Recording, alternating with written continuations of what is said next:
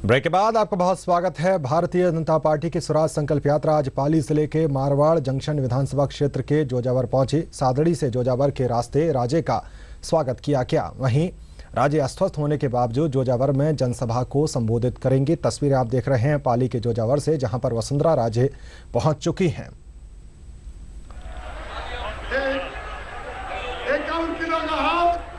तो जोजावर से सीधी तस्वीरें आप देख रहे हैं। वसुंधरा राजे का भव्य स्वागत यहां पर किया जा रहा है और जैसा कि हमने आपको बताया कि अस्वस्थ हैं थोड़ी, उसके बावजूद भी वहां पर पहुंची हैं, लोगों को संबोधित करने जा रही हैं और स्वागत को लेकर होड़ सी लगी हुई है। तस्वीरें आप देख सकते हैं।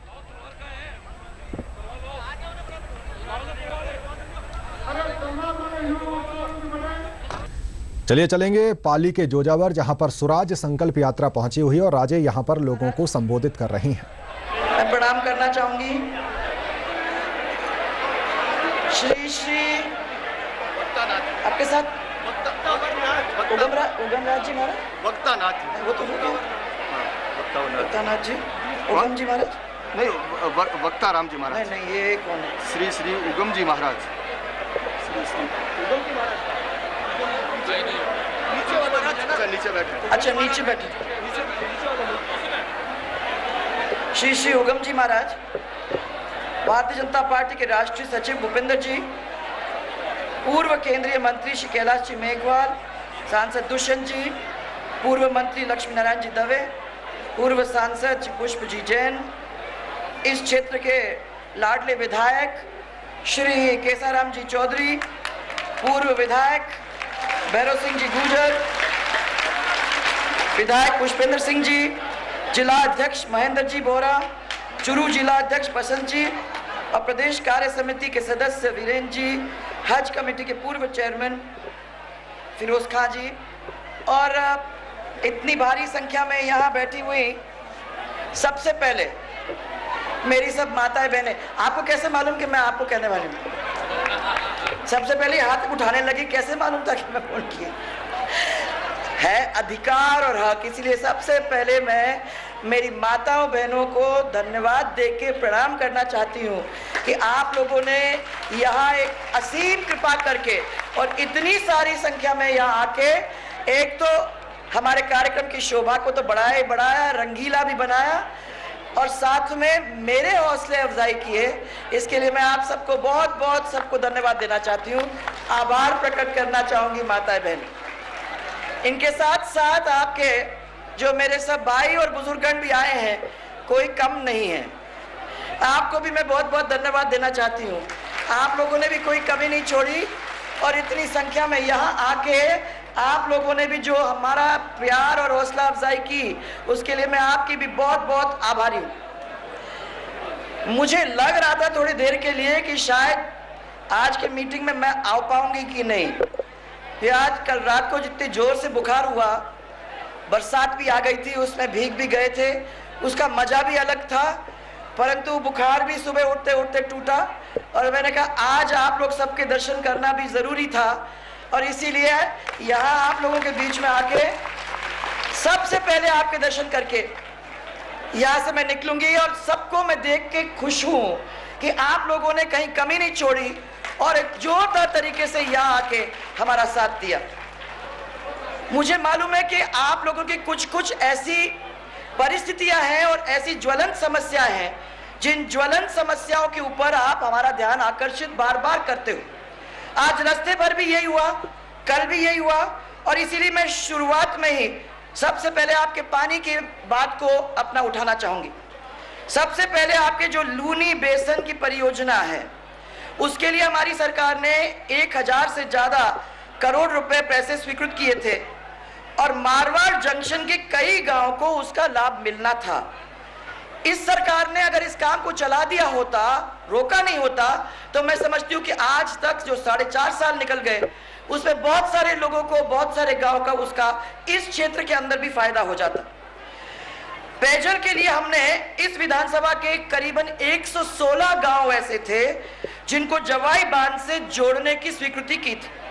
हमने वहां कोशिश ये की थी कि जवाई बांध के अंदर जो पानी एकत्रित नहीं हो रहा था, उसको एकत्रित करने का जो 2-3 बांधों को एक साथ जोड़ने का काम था, उसके लिए पैसे देके जोड़ने का काम करके, जवाई बांध को भरने का काम करके, और 2010 तक ये सोचा था कि आपके 116 गांव को भी पूरी तरह से व्यवस्थित रूप से पानी देने का हम लोग काम करेंगे।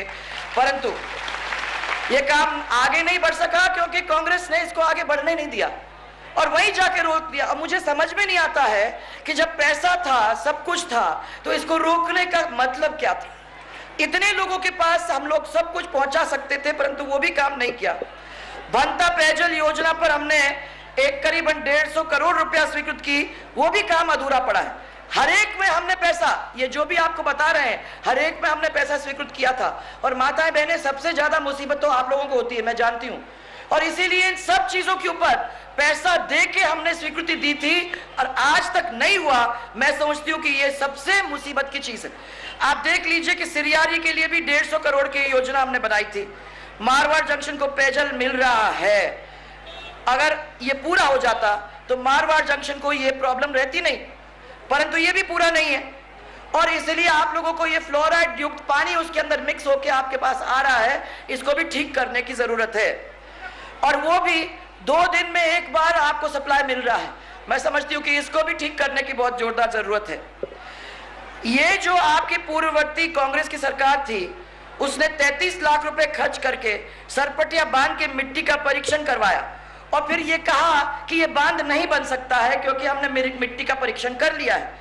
परंतु मैं आपको ये बताना चाहती हूँ कि हमने अपनी सरकार ने इस सिंचाई के लिए सरपटिया बांध पर 7 करोड़ रुपए लगा के उसको 20 फुट चौड़ा दीवार बना के, और आपने देखा कि इस क्षेत्र को लाभ मिला कि नहीं मिला?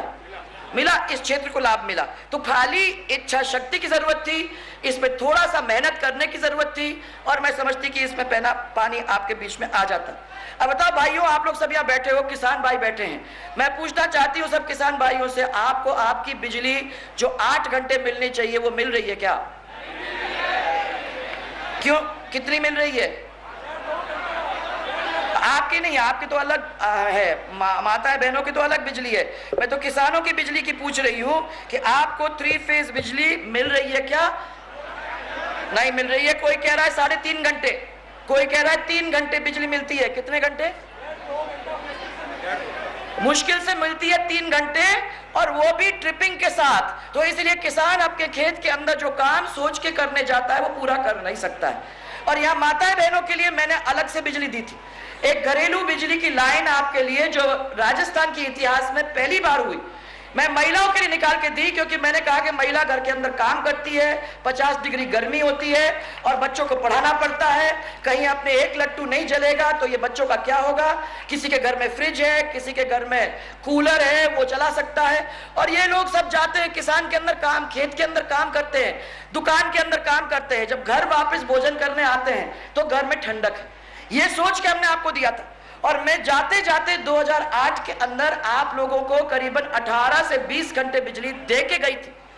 अब मैं आपको ये कह रही हूं कि 6 महीने अपना रहता सरकार तो आपको तब 24 घंटे बिजली मिल जाती, परंतु नहीं हुई। आने वाली सरकार में आप लोगों को 24 घंटे बिजली देने का काम करेंगे। ये मेरी पहली आप लोगों के लिए घोषणा है। सबसे पहले हमारी महिलाओं के घरों के अंदर वो बिजली 20 घंटे क्या 24 घंटे आएगी ताकि आप लोग सबका उसके अंदर लाभ होगा। ये आपको मैं यहां कह के जा रही हूं। हमने ये देखा कि मारवाड़ जंक्शन और रानी के सामुदायिक अस्पताल के अंदर 2 डॉक्टर के ऊपर हम भरोसे में हैं। जोजावर के अस्पताल में महिला विशेषज्ञ नहीं है और माताएं बहनें, आप मानोगी नहीं, पर मैं ये 3.5-4 महीने से घूम रही हूं और 4 महीने से मैंने जगह जगह पे यही विशेष पूछा है कि महिला विशेषज्ञ है कि नहीं, और जहां भी मैं गई हूं वहां मुझे कहीं भी एक महिला विशेषज्ञ नहीं मिली है। और यहां मैं आती हूं तो मैंने मेरी जांच पता की तो जोजावर के अस्पताल में भी महिला विशेषज्ञ नहीं है। मुफ्त इलाज और मुफ्त जांच होता है क्या? जब डॉक्टर नहीं है, जब आपकी दवाई सही तरीके से नहीं मिल रही है तो कहां मुफ्त जांच और कहां मुफ्त इलाज? ये तो कहने की बात है, रोज आपको घोषणा में सुनने को मिलता है, परंतु अगर क्षेत्र के अंदर चले जाओ तो वो घोषणा सरासर झूठ साबित होती, सरासर झूठ। और मैंने जहां गई हूं मैंने वही देखा, पूरे विधानसभा क्षेत्र के अंदर कहीं भी महिला डॉक्टर नहीं है, ये देखने को मुझे मिला। पूरे क्षेत्र के अंदर मैं ये पता करना चाहूंगी कि मारवाड़ और मेवाड़ को जोड़ने के लिए 2.5 करोड़ रुपया खर्च करके खाली घाटी सड़क का सुदृढ़ीकरण करवाया था, लेकिन ये सरकार तो उसकी मरम्मत भी नहीं कर पाई है। आज आपकी क्या स्थिति है रोड की, आप बताओ। गांव की सड़क पे जहां मैं जाती हूं तो सबसे पहले गांव वाले बोलते हैं कि हमारी ये सड़क की मरम्मत करवाइए, इसकी हालत ऐसी है, ज्यादा गड्ढा और कम सड़क, ये स्थिति है। पूर्व आपके पूरे क्षेत्र के अंदर स्कूल की क्या स्थिति है? आपके टीचर है क्या? आपके व्याख्याता है क्या? कई सेकेंडरी स्कूल और सीनियर सेकेंडरी स्कूल के अंदर 2-2 या 3-3 व्याख्याताओं के ऊपर आप निर्भर हो, और बच्चे पढ़ के आगे जाएंगे तो कैसे जाएंगे? और कई स्कूल ऐसे हैं जिनके ऊपर ताला लगने की नौबत भी आ गई, ये मैंने देखा है।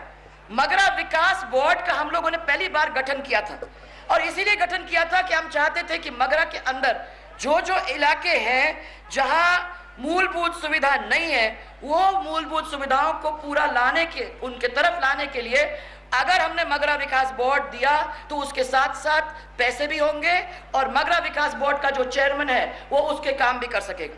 इतने दिन निकल गए इस मगरा विकास बोर्ड के लिए जो हमने मदन सिंह जी रावत को बनाया था, इसका अध्यक्ष ही नहीं। अब चुनाव आने का टाइम हो गया तो एकदम से याद आ गई है, और इसीलिए इस वक्त में अब जाके अध्यक्ष को नियुक्त किया है। मैं तो सब लोगों को ये विश्वास दिलाना चाहती हूं कि ये सब चीजों के ऊपर अपन लोग ध्यान देंगे, और आगे चल के इस मगरा विकास बोर्ड को दांत देके मजबूत करके मगरा विकास में के लिए उसमें लगा के उसके पैसे और उसका इंतजाम करने का हम लोग तो पूरी तरह से काम करेंगे। अभी मैं देख रही थी, कल अखबार में आप लोगों सबने पढ़ा होगा, 33 रुपए सरकार कहती है कि अगर हमने, गरीब तो गरीब अब नहीं रहता, अगर उसके पास 33 रुपया शहर के अंदर और 27 रुपए गांव के अंदर अगर है तो वो अपना जीवन आराम से काट सकता है और खाना भोजन सगरा अपना निकाल सकता है। मैं ये कहना चाहती हूँ कि इससे बड़ा मजाक मैंने कभी देखा नहीं। मैं अभी गांव के अंदर से कल निकल रही थी तो मैं दोपहर को जिस जगह पे भोजन के लिए रुकी थी, वहाँ एक गरीब आदमी वहाँ खड़ा था, उसके हाथ में उसका टिफिन था, और वो टिफिन लेके वहीं खड़ा हुआ था। तो मैंने सोचा कि पूछ तो लें कि ये टिफिन के अंदर क्या है। तो मैंने उनसे ये पूछा, मैंने कहा भाई बता दो कि इस टिफिन के अंदर आपके क्या है, क्या खाते हो दोपहर को? उसने कहा मैं रोटी, और रोटी के साथ एक मिर्ची, क्योंकि मैं लेबर करता हूं तो मेरे पास रोटी और एक मिर्ची। तो मैंने कहा क्यों? प्याज नहीं मिलता? मैंने कहा प्याज नहीं, आप प्याज के दाम देख लीजिए, हम कहाँ से प्याज ला सकते हैं। मैंने कहा धनिया की चटनी या कुछ पीस के आपने कुछ रख दिया हो। उन्होंने कहा हम तो गरीब आदमी है ना, तो हमको अचार कोई डालेगा। अब धनिया के आप देख लीजिए कितना महंगा दाम हो गया है, धनिया की चटनी हम नहीं खा सकते। तो एक सब्जी, उन्होंने कहा सब्जी तो भूल जाओ, कभी कभी अगर बहुत मने हमारा अच्छा उस पर दिन सौभाग्य है तो मुझे थोड़ी सी सब्जी मिल जाती है, तो सब्जी मेरी भाजी के रोटी के साथ मैं खा लेता हूँ। ये तो मेरी हालत है।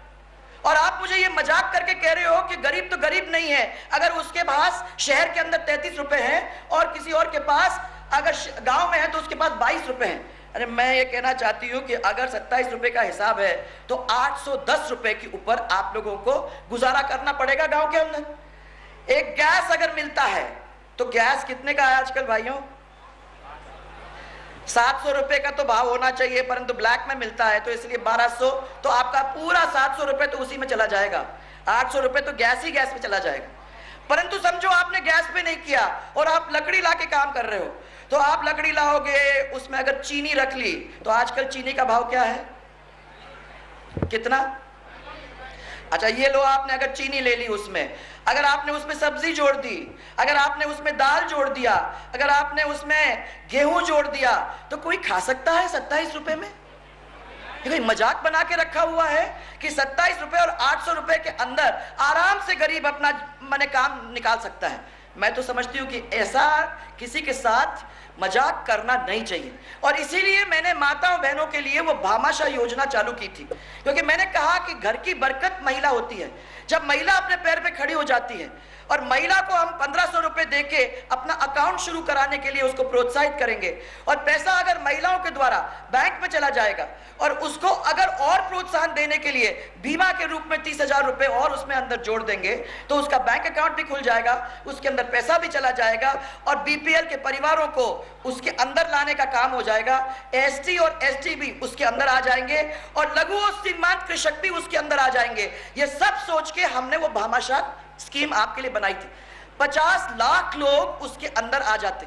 और मैं ये मानती हूं कि आज या आप जल्दीबाजी के अंदर पेंशन दे रहे हो, सब कुछ दे रहे हो, ये सब कुछ करने की जरूरत नहीं थी माताएं बहनें, क्योंकि उस दिन से लेके आज तक आपको पेंशन भी मिल जाता, आपको स्वावलंबी भी हम बना देते, आपकी रक्षा भी हम करा देते, आप सुरक्षित भी खड़ी हो जाती, परिवार भी सुरक्षित हो जाता, और इस तरीके से एक राजस्थान के लिए बहुत बड़ा काम आगे के लिए हो जाता। परंतु उसको रोक दिया आपने 2007 और 8 के अंदर, और आज से लेके 2007 से लेके आज तक कोई काम नहीं हुआ। और एकदम से आपने 4 महीने चुनाव के टाइम में सब में धड़ाधड़, अरे पेंशन भी ले जाओ, ये भी ले जाओ, वो भी ले जाओ, बहुत जल्दीबाजी आप लोग कर रहे हो, परंतु आपने किसी के लिए काम नहीं किया है। महिलाओं की स्थिति आज इतनी खराब हो गई है, बिल्कुल ही असुरक्षित अपने आप को महसूस करती है कि नहीं महिला? सड़क के ऊपर चढ़ नहीं सकती क्योंकि आप असुरक्षित है, कहीं जाएगी, कहीं कुछ मुसीबत उसके साथ हो गया, किसी ने उसके साथ अत्याचार कर दिया तो महिला का क्या होगा?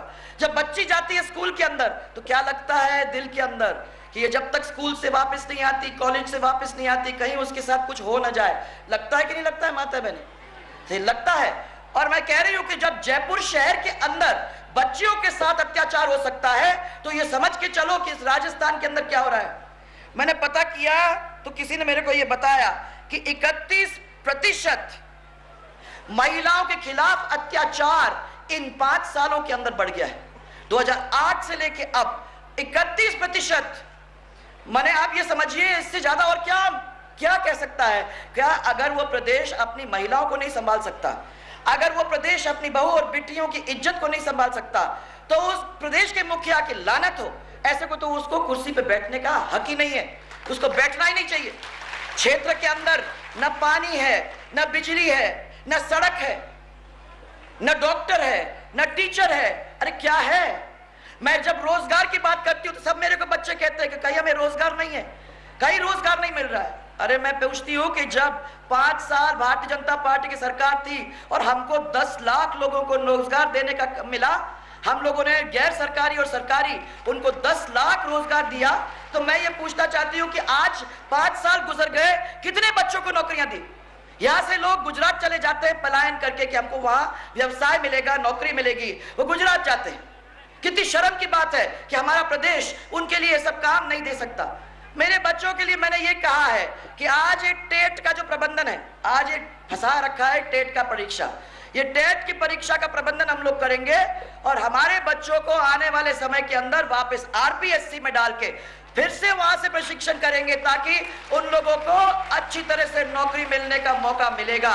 ये मैं सब बच्चों को कह के आई। अब ये बीपीएल के परिवारों की अपन लोगों ने बात की है, सब लोगों से पूछना चाहती हूँ कि क्या स्थिति है आपके गांव में?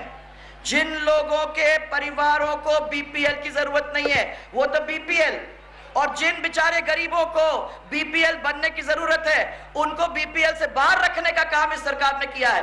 ये कहां तक ठीक है? ये क्या मतलब है? किसानों की हालत देख लो। किसान जाता है खेत के अंदर ना उसको सही टाइम पे बीज, ना सही टाइम पे उसको खाद, ना सही टाइम पे उसको बिजली, ना सही टाइम पे उसको पानी, और फिर जब वो बाजार में ले जाता है अपनी फसल, उसके फसल के भी अच्छे दाम उसको नहीं मिलते हैं। बिजली नहीं मिलेगी तो कैसे काम चलेगा? मैं अभी देख रही थी कि बिजली की हालत यहाँ क्या है। इस वित्तीय वर्ष में 75,000 कृषि कनेक्शन मिलने थे आप लोगों को, 75,000, और मिले सिर्फ 13,000। इस वित्तीय वर्ष में 50 गांव को सरकार को विद्युतीकृत करना था, किया सिर्फ 8 गांव को। इस वित्तीय वर्ष में 20,000 बीपीएल परिवारों को देना था कनेक्शन, दिए सिर्फ 6,000 को। और जगह जगह पे बीपीएल परिवार के लोग मेरे से मिल रहे हैं, कह रहे हैं कि हम लोगों ने अपने फॉर्म भर दिए, हमने अपने डिमांड नोटिस करवा दिए, सब कुछ करवा दिया, परंतु हमारे पास अभी तक बिजली का कनेक्शन नहीं मिला है। तो हम अपना काम करें तो कैसे करें? किसान मुझे यही कह रहा है। मैं किसानों से यही पूछना चाहती हूँ कि आपके यहाँ ओलावृष्टि हुई थी, आपके यहाँ पाला पड़ा था, आपको मुआवजा मिला क्या? है कोई किसान जिसको मुआवजा मिला? है कोई किसान जिसको 1,50,000 का जो ऋण बिना ब्याज का मिलना था उसको किसी को मिला? है कोई? या है आप लोगों में से कोई जिनको 55,000 अपने कोठरी और कमरा बनाने के लिए मिला, जो पूरा का पूरा मिला बिना रिश्वत दिए? है कोई? किसी को नहीं मिला, क्योंकि आपको पहला किश्त मिल जाता है, पहले किश्त के बाद फिर वो रिश्वतखोरी चलती है, और रिश्वतखोरी नहीं होती है तो फिर किसी भी किस्म से आप अपना कोठरी बना नहीं सकते, ना कमरा बना सकते हो। यहां कोई है बैठा जिसको 1 रुपए किलो के हिसाब से गेहूं मिला है आज तक? है कोई? किसी को मिला? यहाँ माताएं बहनें आप लोग, किसी को नहीं। अभी तो मैं ये पता कर रही थी, कल 2-3 दिन से ये मंत्री घूम रहे हैं, आटा चेक कर रहे हैं कि आटा है कि नहीं फलाने दुकान में कि नहीं। तो कल के दिन था शायद, प्रसादी लाल जी मीणा गए, 3 दुकान के अंदर देखा तो आटा नहीं था। और आज के जो है उसमें ये कह रहे हैं कि जयपुर के अंदर 100 दुकानों पर, 3 नहीं 100 दुकानों पर दूसरे दिन भी आटे का इंतजार। अरे पूछना चाहती हूं कि यार जयपुर के अंदर ये स्थिति है तो आप लोगों के यहाँ क्या स्थिति होगी? क्या हो रहा होगा? यहाँ कोई पूछने वाला नहीं है, कोई पता करने वाला नहीं है। और मैं इसीलिए आप लोगों को कह रही हूं कि मैंने ये सब देखने के बाद झालावाड़ से मेरे पास एक खबर आई। मैंने कहा समय आ गया, अब आपके लोगों का समय आ गया कि आपके बीच में आएंगे, और 4 महीने बचे हैं तो आप लोगों को कहेंगे कि आपको जो चाहिए उसको लेके जाओ। आपको क्या लुगड़ी मिल रही है कि नहीं मिल रही है? अगर लुगड़ी मिल रही है तो आप लोग, नहीं मिल रही तो पैसे ले जाओ। अब यहां मैं पूछना चाहती हूं कि कितने लोग हैं जिनको ये मनरेगा के अंदर आपको काम मिल रहा है कोई? मनरेगा का काम चल रहा है? यहाँ नहीं चल रहा है। तो मनरेगा का काम नहीं चल रहा है। हमारे समय में 26 लाख लोगों को अपन ने मनरेगा में नौकरियां दी थी, और 26 लाख लोगों ने हम सब के साथ मिलकर जो परिसंपत्तियां बनाई, उससे राजस्थान विकसित हुआ और आगे बढ़ा। आज